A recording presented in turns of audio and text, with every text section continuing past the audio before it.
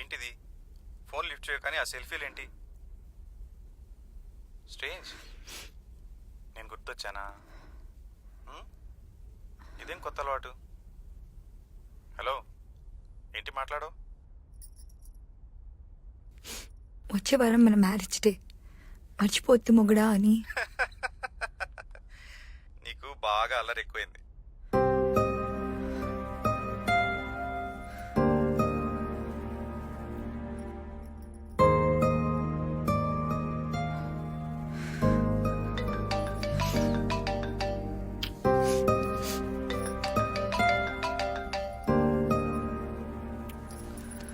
ఏయ్, ఏం జరిగింది?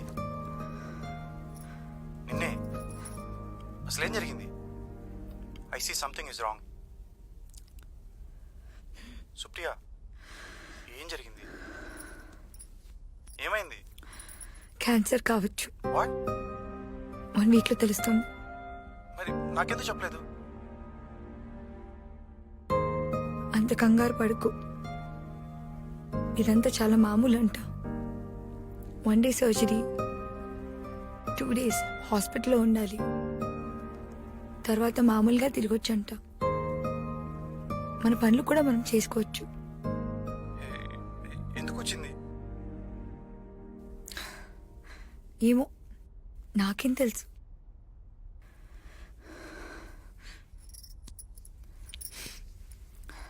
నేచర్లో ఏ జంతువుకి క్యాన్సర్ రాదు, బీపీ రాదు, షుగరు రాదు, మనుషులకు వచ్చే ఏ వ్యాధి రాదు. ఎందుకంటే అవి నేచర్కి లోబడి ఉంటాయి.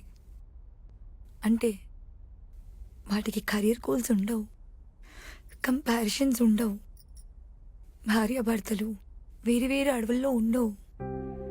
మీటింగ్, రీప్రొడక్షన్ అన్ని టైంకే జరుగుతాయి. సో వాటి బాటలో కొత్త మార్పులు రావు. అది అది కాదు సుప్రియ. లిజన్, మనం మనం వేరే ఏదైనా డాక్టర్ దగ్గరికి వెళ్దాం. Will go for second opinion. నువ్వు నా పక్కన కూర్చొని మాట్లాడేవాడివి కదా మనం ప్రేమించుకున్నప్పుడు. అలా ఇప్పుడు 2 రోజులకు ఒకసారి మాట్లాడుంటే వచ్చేదే కాదేమో. నన్ను దగ్గరకు తీసుకొని ఉంటే వచ్చేది కాదేమో. నన్ను తరచు ముద్దు పెట్టుకున్నా వచ్చేదే కాదేమో. సుప్రియ, నేను వస్తున్నాను. రిలాక్స్, వద్దు. నేను మేనేజ్ చేసుకోగలను. మళ్ళీ నువ్వు లీవ్స్ అన్ని వేస్ట్ చేసుకోవద్దు. నువ్వు సరిగ్గా విను, అర్థం చేసుకో. నేను వచ్చేస్తున్నాను ఫర్ ఎవర్. వద్దు. ఏంటి నువ్వు? నేను వచ్చేస్తున్నాను అంటున్నా కదా. వద్దన్నానా?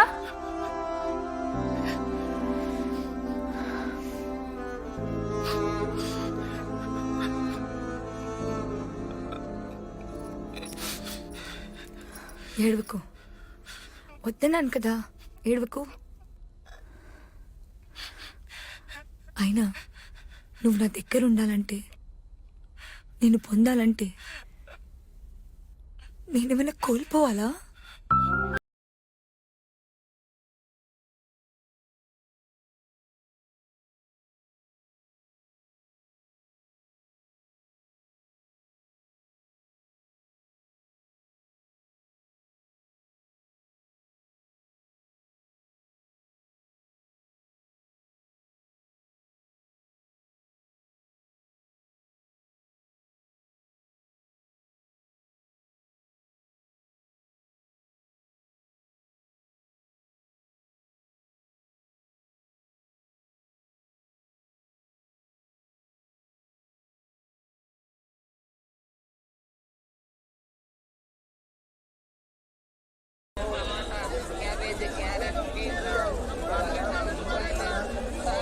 కరివేపాకు కూడా డబ్బులు అడుగుతారా? మార్కెట్కి రావాలంటేనే భయం వేస్తాను. కూరలోకే సగం సంపాదన సరిపోతుంది. వర్షం పడేటట్టుంది, వెళ్దాం దా. కూర్చున్నావా?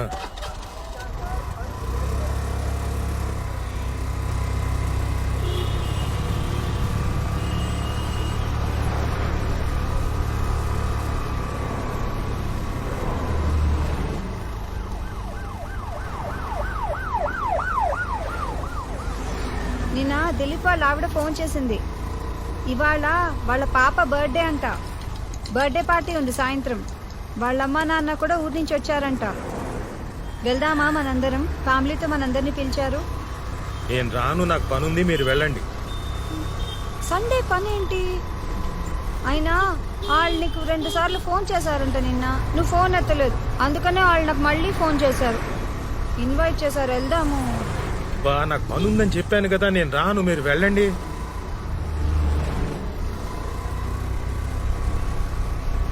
దిలీప్ వాళ్ళ నాన్న నిన్ను చూడాలంటున్నారంట. అయినా నాకు అర్థం కాదు, ఎక్కడికైనా అనేసరికి ప్యాంట్ ఎగేసుకుని తయారవుతావు, కానీ ఇక్కడికి వెళ్దామంటావు, ఎప్పుడు వద్దంటావు. అసలు ఏంటి నీ ప్రాబ్లం? బా అలాంటిది ఏం లేదు. దిలీప్ నాకు ఫోన్ చేశాడు, వాళ్ళ పేరెంట్స్ వస్తున్నారని చెప్పాడు కూడా. నాకు నిజంగానే పనుంది, మీరు వెళ్ళండి, ఓకేనా?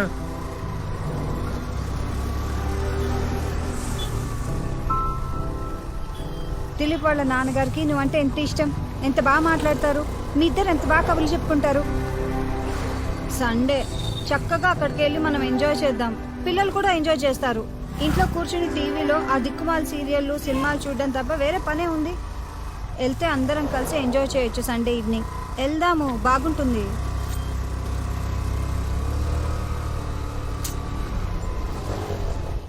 నిన్నే వెళ్దాం. ఏంటి మాట్లాడు?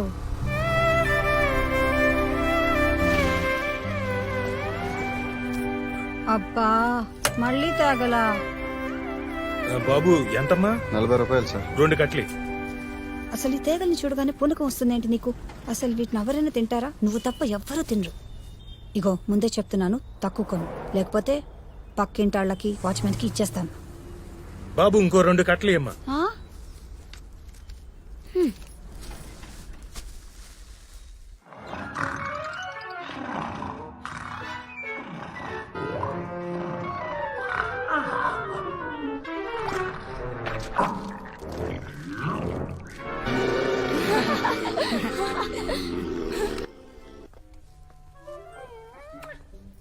6 కట్టలు.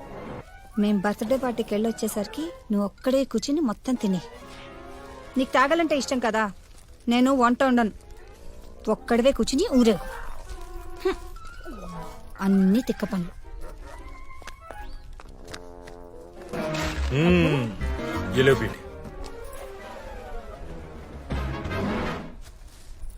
ఏలో బేటా. అబ్బా నాకు ఈ వాసనే నచ్చదు, మళ్ళీ తెచ్చావా? తినరా.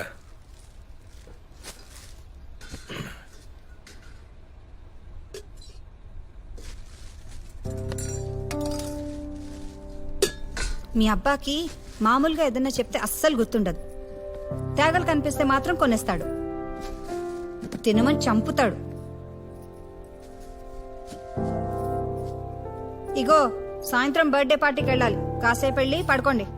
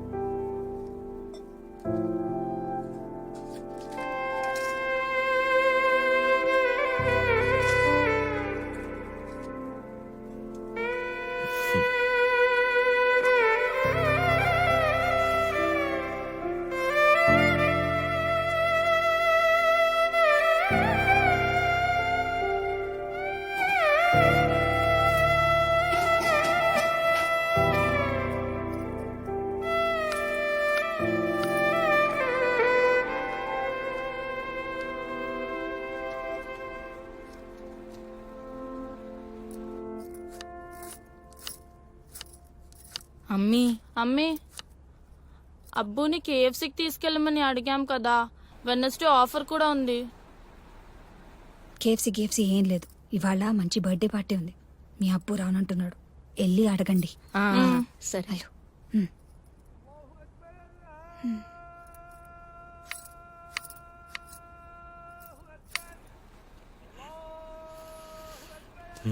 కావాలా? ఈవినింగ్ బర్త్డే పార్టీకి మీరు రావచ్చుగా. మీ అమ్మ పంపిందా? నాకు చాలా పని ఉంది, కుదరదు. ఓకే అబ్బా, మనం వెనస్డే కేఎఫ్సీకి వెళ్దామా? వెళ్దాం అబ్బు. 199 rupees 8 pieces boneless strips. Offer last week కూడా చెప్పారు కదా. సరే, ఆఫీస్ నుంచి వచ్చిన తర్వాత తీసుకెళ్తాను, సరేనా? సరే. రండి కూర్చోండి. ఆ, ఇప్పుడు చెప్పు బేటా, మొన్న మనం కేఎఫ్సీకి వెళ్ళాం కదా, నీకేం గుర్తుంది? వెళ్ళాం, తిన్నాం, వచ్చాం. ఆహా, నాకు గుర్తుంది. ఒక బాల్డెడ్ అంకుల్ నోటి నిండా సాస్ అంటించుకుంటే అమ్మ చూసి నవ్వింది కదా. అంతేనా? ఇంకేం గుర్తులేదా? లేదబ్బు. గుర్తుండాలి కదా. ఏం గుర్తుండాలి అబ్బు? అరే, మీకు మీ అమ్మకి ఏమీ గుర్తుండవు, నాకు మాత్రం అన్నీ గుర్తుంటాయి. కావాలంటే తినే వస్తువు గురించి ఏదైనా అడగండి, పొద్దున్న బ్రేక్ఫాస్ట్ తప్ప. కోవా తిన్నాం. మొన్న మీరు తెచ్చారు కదా. అవునా? ఆ, సరే, అయితే కోవా అనండి. రెడీ? 1 2 3. కోవా. కోవా.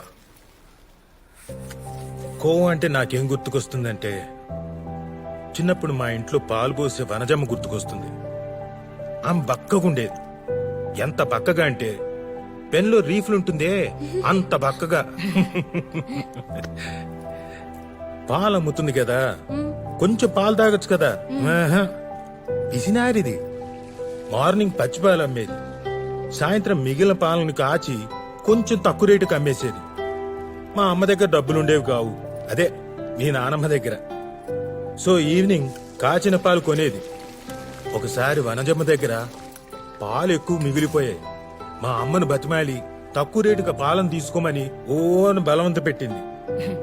మా అమ్మ కూడా సిచ్యువేషన్ చూసుకొని 2 సేర్ల పాలను రూపాయిన్నరకి, అంటే 1 రూపీ 50 పైసే అన్నమాట, ఓ, బేరవాడి తీసేసుకుంది. అంత తక్కువ? నువ్వు వాగు, నువ్వు చెప్పబ్బు. అలా తీసుకున్న పాలను మా అమ్మ ఏం చేసిందో తెలుసా?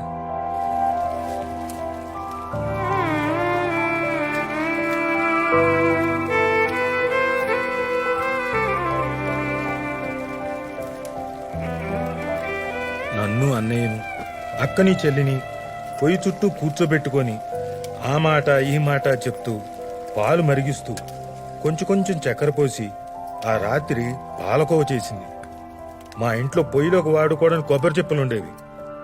అందులోంచి 4 కొబ్బరి చెప్పులు శుభ్రం చేసి మా నలుగురికి చెప్పులో పాలకోవ కొంచెం కొంచెం వేసింది.